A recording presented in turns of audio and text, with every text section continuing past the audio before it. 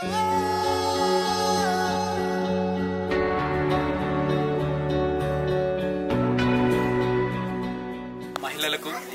యువతకు అందరికీ నా నమస్కారము.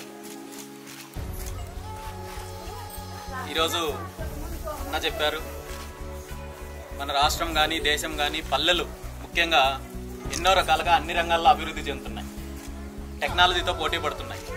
పల్లెలకి ఈరోజు పరిశ్రమలన్నీ పట్టణాలు సిటీలు వదిలేసి పల్లెలకు వస్తున్నాయి.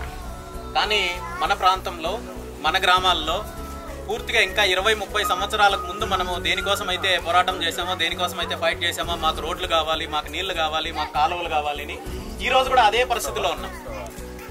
పుంగనూరు ప్రాంతం తీసుకుంటే గత 30-40 సంవత్సరాలకు ముందు ఎలా ఉందో ఈరోజు అలాగే ఉంది. మంచి చదువుకోవాలంటే బయట పంపించాలి పిల్లల్ని. ఆరోగ్యంకు సంబంధించిన సమస్యలు ఏమన్నా ఉంటే హాస్పిటల్స్ దగ్గరలో ఉండవు. ఉద్యోగం చేయాలంటే ఇక్కడ దగ్గరలో ఉద్యోగానికి చేయడానికి పరిశ్రమలు కానీ ఫ్యాక్టరీస్ కానీ ఏవి ఉండవు.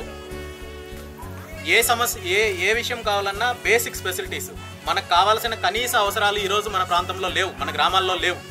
పుంగనూరు ప్రాంతంలో 1150 గ్రామాలు ఉంటే 725 గ్రామాలకి ఇప్పుడు మన ఊరికి ఎలా ఉందో రోడ్లు అలాగున్నాయి. ఈరోజు మనం చుట్టుపక్కల తీసుకుంటే మదనపల్లి కానివ్వండి, కలికిరి, పీలేరు, పలమనేరు, చిత్తూరు ఇవన్నీ కూడా ఎన్నో రకాలుగా అభివృద్ధి చెందుతున్నాయి. మనకి ఏం కావాలన్నా బయట వెళ్లాల్సిన పరిస్థితి. ఈరోజు చిత్తూరు జిల్లాలో కాదు, రాయలసీమలోనే 140 మంది కంటే ఎక్కువ వలస వెళ్ళిపోతున్నారు పుంగనూరు ప్రాంతం నుండి. ఇక్కడ అవకాశాలు లేవు. ఉద్యోగం చేసుకోవాలంటే అవకాశం లేదు, వ్యాపారాలకు అవకాశం లేదు, చదువుకోవడానికి అవకాశం లేదు, ఏ ఒక్కదానికి అవకాశం లేదు. ఇలా ఎందుకు జరుగుతుంది అంటే కేవలము పూర్తిగా రాజకీయంగా నిర్లక్ష్యం చేయడం వల్ల. ఇక్కడ వస్తున్న నాయకులందరూ పదవులు తీసుకోవడము, ఆ తర్వాత పూర్తిగా మన ప్రాంతాలని నిర్లక్ష్యం చేయడము, ఏ ఒక్క సమస్య పైన కూడా దీనిపైన మాట్లాడకపోవడము, దీనికోసం కృషి చేయకపోవడము. ఈరోజు 30-40 సంవత్సరాల నుండి ఎలా ఉన్నామో ఈరోజు కూడా అలాగే ఉన్నాము.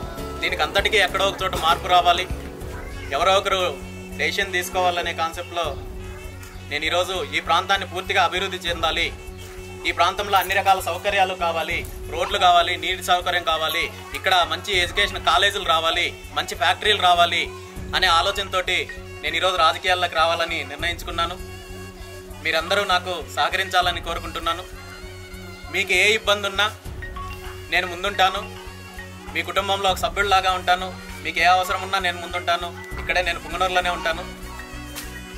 అలాగే రోడ్ల సమస్య ఇవన్నీ చెప్పారు, వీటన్నిటి గురించి ఖచ్చితంగా మనం చేద్దామని చెప్తున్నాను.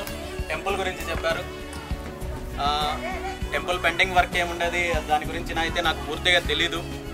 ప్రస్తుతానికి ఇమ్మీడియట్గా నేను 25,000 రూపాయలు నా తరఫున విరాళంగా ప్రకటిస్తున్నాను.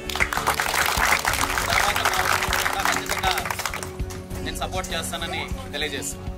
Thank you.